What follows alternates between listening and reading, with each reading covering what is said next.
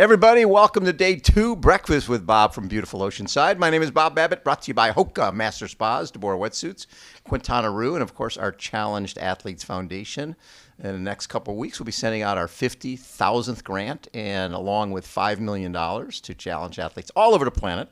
Our next guest, who was actually with us at the first ever San Diego Triathlon Challenge for Jim McLaren, the 6-time Ironman world champion, 10-time Nice champion, the first person to win the World Championships in Avignon, France, Mr. Mark Allen. How you doing, Griff? Good. That's a lot of history. That's a lot of history, man. And I think between the two of us, we've got a little bit of it. One of the things that was so much fun for me to watch is Graham Fraser's doing a documentary on Ironman, like the 1980s. And we're in Boulder, Colorado, and we're in a diner. And on one side of the table is Mark Allen, the other side is Dave Scott, just talking story back and forth. That was like, I had goosebumps watching that. How about for you? Yeah, that was incredible. It was like a real diner, like you would. Yeah. Like in 1950s. Greasy spoon. You expected somebody to come out on roller skates to take your order, you know? Exactly. And so it was closed, and they had it all set up, and Dave and I were sitting across from each other at this little diner table, and just, I think we both learned a lot about each other as far as what was going on in our heads during a lot of our careers and when we were racing back and forth. And, it's for me, it's just like this, it was this precious moment to be able to have here sitting across from somebody who we shared so much intensity during the race period, and then to also now be at this point in our lives where, we're good friends and we can talk about this stuff and laugh about it. And probably like giving birth. I've never given birth, as you can imagine, but you forget the painful parts and you remember the great moments that we shared together. And he was the guy who was setting the standard. Like he'd break 9 hours, and so we'd go, oh, we have to break 9 hours, and we'd break 9 hours, but then he'd go under 8:30. He was like always one step ahead of us the whole way. Yeah. And that was what's so cool is I always look at it that it was almost like he wasn't racing anybody else. It was him against the course, and it's like, okay, I'm the first guy. I think Tom Warren's time was 11:20 or something, and here's Dave going 9:50. Oh, he went 9:20. Warren went 11:50. He took like 2 hours off the course record, first time out there, and then he's the first guy under 9, the first guy under 8:30, first guy to run sub 3, sub 2:55, sub 2:50. He was out there just pushing it, but it was pushed to all you guys. First guy to win 6 Ironman titles. Yes, he was. He was the first guy to win 6. I don't know. And when people talk about domination, and we talk about we had a streak of from 2007 to 2012, Australian, Macca, then Crowe, then the Crowe, then Pete Jacobs, and then the Germans, starting with Jan winning 2, and then Patrick winning 2, and then Jan getting a 3rd, and now Patrick's got a 3rd. So you had this era of domination. When you look at 1980 to 1995, right? You win 6, Dave wins 6, Tinley wins 2, Molina wins 1, John Howard won in 81, and Welch won in 94. But it was all the big 4, right? You guys dominated the sport for so long that. At that time, could you guys talk to each other and go, man, we own this thing? Well, Tinley and Molina and I, we trained together in San Diego, and then we ended up having Boulder, Colorado be our summer training camp. And, that was back in the days before you had to try it out and coaching platforms and all that kind of stuff. And so we were sort of throwing stuff against the wall and seeing what stuck. And so, Tinley would start to dominate a little bit, and we go, okay, dude, what are you doing? And same thing with Molina. And but would they share? Yeah, because you still have to do the hard yards. We had to do it, and none of us really felt like it was proprietary because we all had our little bit of crazy that we would do, and we knew that even if we told those guys, they weren't going to do it the same way, So we were evolving, and we made some mistakes, and we got overtrained, and we had our down periods, but in the end, I think we kind of laid the groundwork of like how you combine these 3 sports, these 3 disciplines into one sport called triathlon. I remember talking to Tinley once, and he was saying that Molina was the guy who had some background in this stuff. So he decided, the top swimmers swim 50,000 yards a week. And they ride 300 to 400 miles a week, and they run 80 to 100. So I'll just put all three together. I'll just put all three together. And Tinley goes, and if I'm going to compete with that guy, I've got to go do what he's doing. And it was like, you guys were the guinea pigs. Nobody knew what was going to happen from all of that. Well, and, I know that I talked to experts in all three disciplines. I mean, I came from swim background, so I knew that. But I talked to bike experts. I talked to people who were training marathoners. Yes. And I thought, if I do what they tell me to do, I will kill myself. Right. It's just too much. Because you forget the other two sports. Yeah. And so, we had to dial things back and kind of combine it together. And, we're figuring out, do we do fast stuff all the time? Do we do long, slow stuff all the time? How much do we combine the two together? And we were guinea pigs. And, no question about it. And in the end, let's say fast forward to when Gustav Iden and Christian Blumenfeld were absolutely unbeatable for a couple of years, the Norwegian method and what they were doing. And I thought they must be looking at stuff that we didn't. And so, and then I saw a long interview that their coach, Olaf, that he posted about what they were looking at. And, they had all these metrics, and they had ways of looking at how high their core temperature could go before their performance fell off, how much nutrition they could take in before it started to back up, how fast they could go or how many watts they could push before things started to back down. And I realized they're looking at the exact same stuff we did. It's just that they have a way of measuring it. And so what took me 15 years to learn, they're learning it quicker. Yeah, they're learning in like a year or two. So they're answering the same questions, but it's more more measured, I guess you'd say. What's fascinating is Coach Bob Larson from running. He coached Meb Keflezighi, right? And back in the day, he had the Hamel Toads, and you probably spent some time with them. Remember Kirk Pfeffer and all those guys. And so anyways, I asked Coach Larson once, so how do you're coaching, Dina Castor's part of the Mammoth Project, as well as Josh Cox and obviously Meb. So how do you figure out, because he goes, well, Dina is more of a volume person, so her training is longer, but Meb's training is basically the training program I had for Kirk Pfeffer in the 80s, right? I said, wait, this is a different, he says, Bob, how much do you think training has changed? How much do you think the human body has changed? How much do you think the human body can absorb more now than it did back then? I mean, now you'd look at it and go, okay, the Norwegian method, you had two athletes. I mean, Casper is he's done some stuff, but it's two athletes at this point. So how successful has the Norwegian method been? It's not like there's a lot of other Norwegians doing things yet. And maybe it will.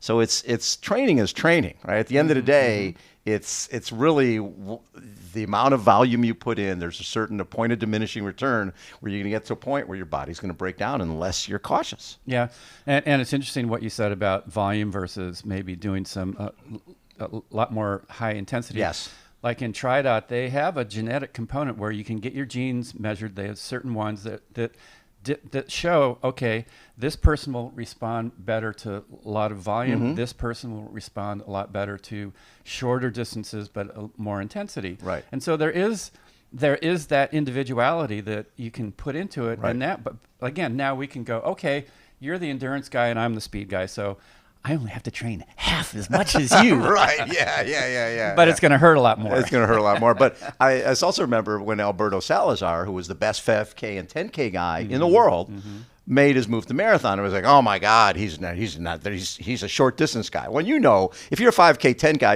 you're doing 20-mile runs. You're doing all the other stuff. So he comes out and he wins Boston first time, New York first time. And he said, what happened was I started thinking of myself as a marathoner.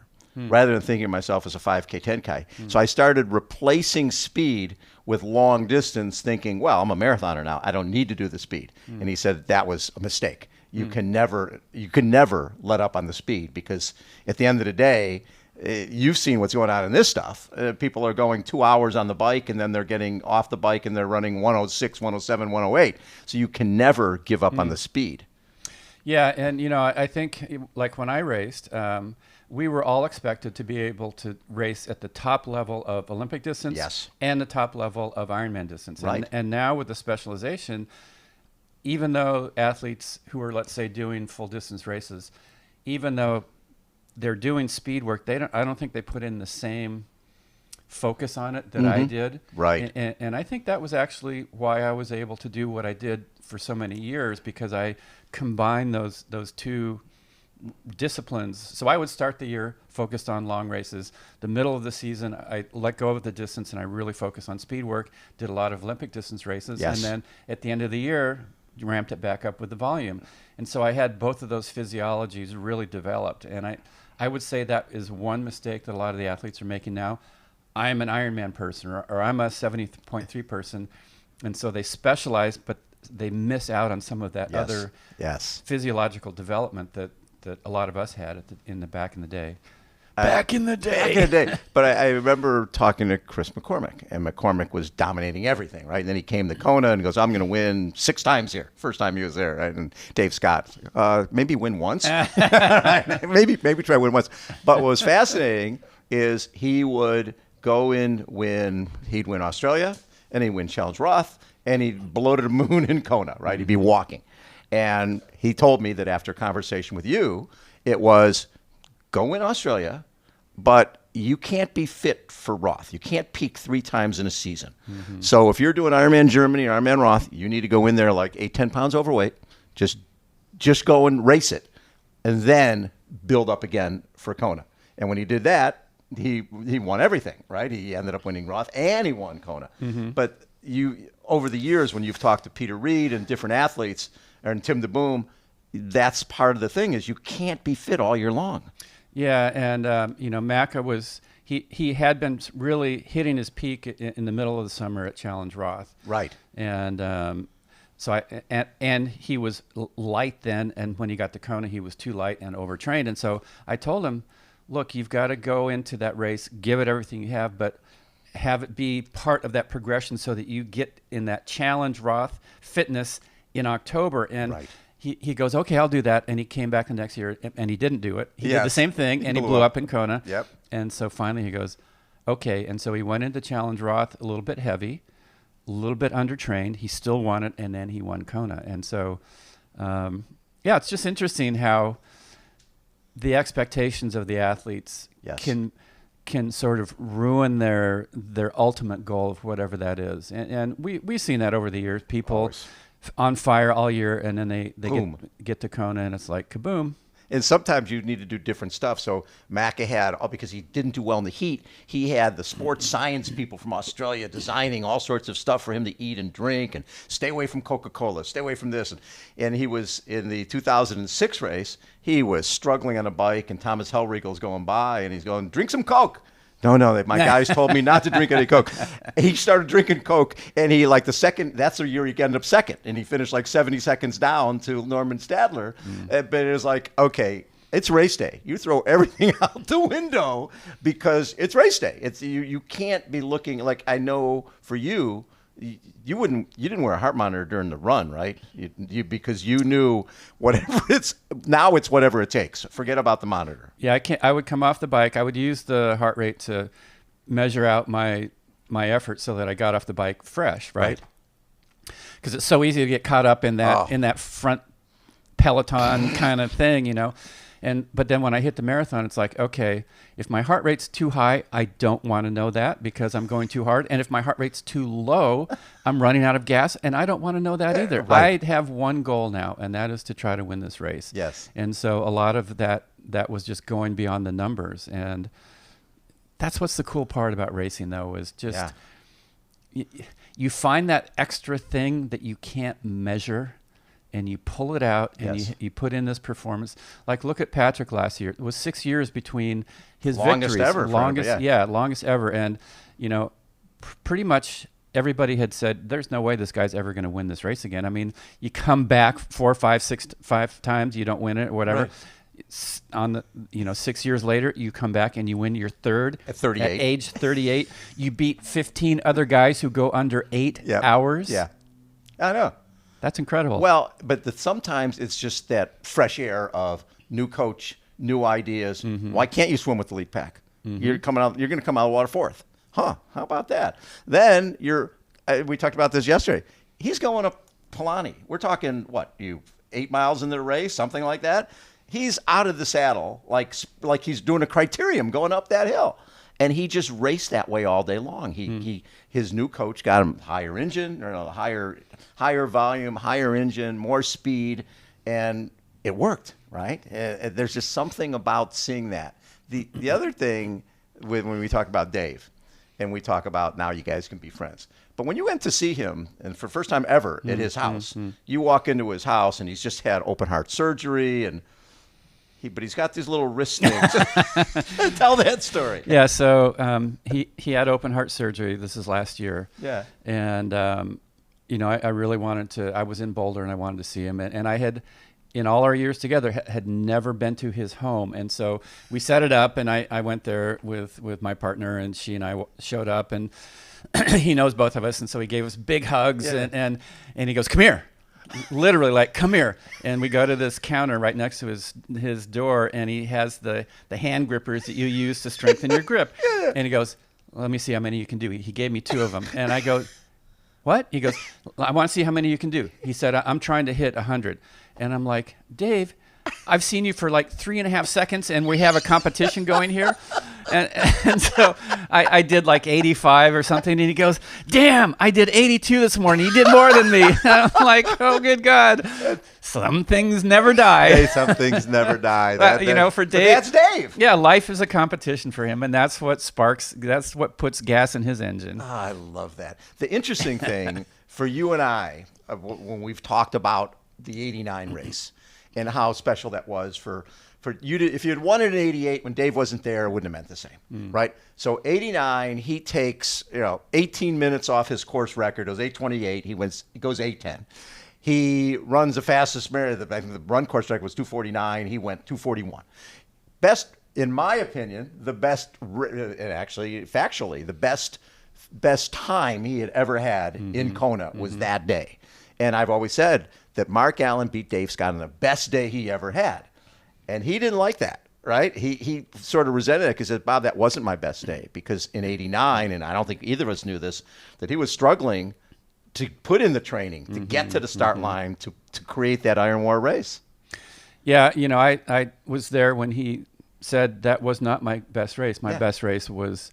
I think it was 86. It was, when he just dominated off the front the whole day. Yeah, and it's interesting because that really shows that your best day may not necessarily be your fastest day. Right. And, there's other elements that go into what your best day is. It might be you had to overcome something that wasn't going right for you, and you held it together. And for me, my best race was my final Ironman in 95, coming off the bike 13 and a half minutes down on Thomas Hellriegel. My time was not my fastest time, but it was my best race. And so it was really interesting to hear Dave say, "Yeah, that was my fastest, but that's not the best performance I put together. That was not my most flawless preparation, my most flawless execution on race day. There was another race that gave me that feel, and that I say is my best race." Yeah.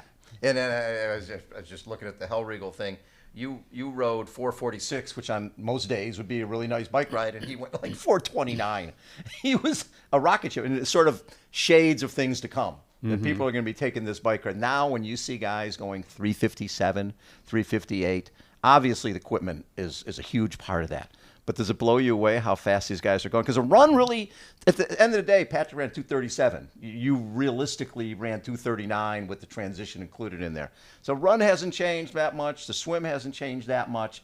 The bike has changed so much. Yeah, the bike has dramatically improved. And of course, some of it's equipment, some of it is just the dynamic. Like, for sure, we could have ridden a lot faster. Thomas 429 compared to my 440, whatever it was. 446, yeah.